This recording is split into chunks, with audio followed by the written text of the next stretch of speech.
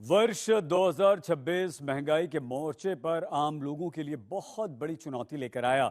आम बजट से पहले ही महंगाई की मार आप पर, हम पर, आम लोगों पर बढ़ने लगी। आज कमर्शियल सिलेंडर के दाम बढ़ गए हैं। सोने और चांदी को खरीदना पहले ही की तरह आप और हमारे यानी कि आम लोगों की पहुंच से बहुत बाहर है। रेल टिकट से लेकर गाड़ियों के दाम में बढ़ोतरी हुई है। ये एक बहुत बड़ी चुनौती।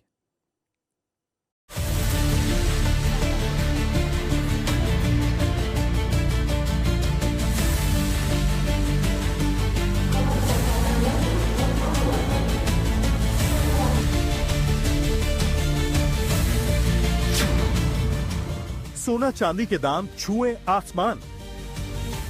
सोने और चांदी के दाम सातवें आसमान पर है। सोने के गहने खरीदना पहले ही सपना था, लेकिन अब चांदी भी आम लोगों की जेब के बूते से बाहर की बात हो गई। सोना और चांदी हर नए दिन नई ऊंचाई का रिकॉर्ड बना रहे हैं और आम लोगों की पहुंच से दूर होते जा रहे हैं।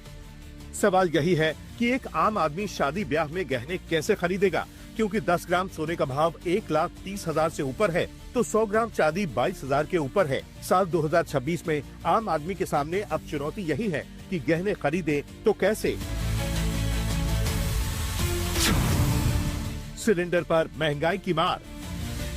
साल के पहले दिन ही सरकार ने महंगाई का बड़ा झटका दिया। कमर्शियल एलपीजी सिलेंडर के दाम 111 रुपए बढ़ गए।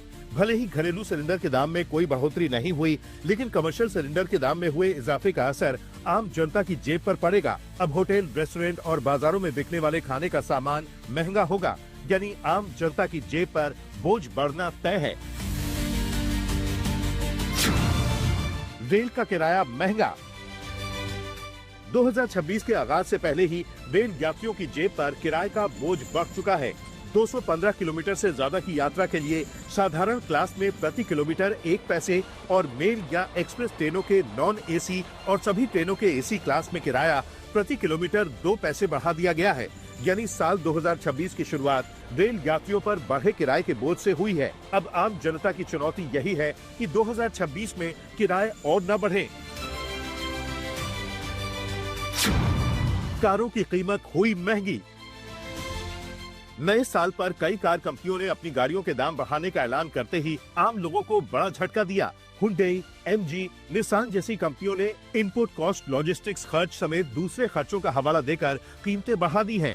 यानी बीते साल जीएसटी से आम लोगों को मिली राहत पर एक बार फिर बढ़ी हुई कीमतें चोट देने के लिए तैयार हैं।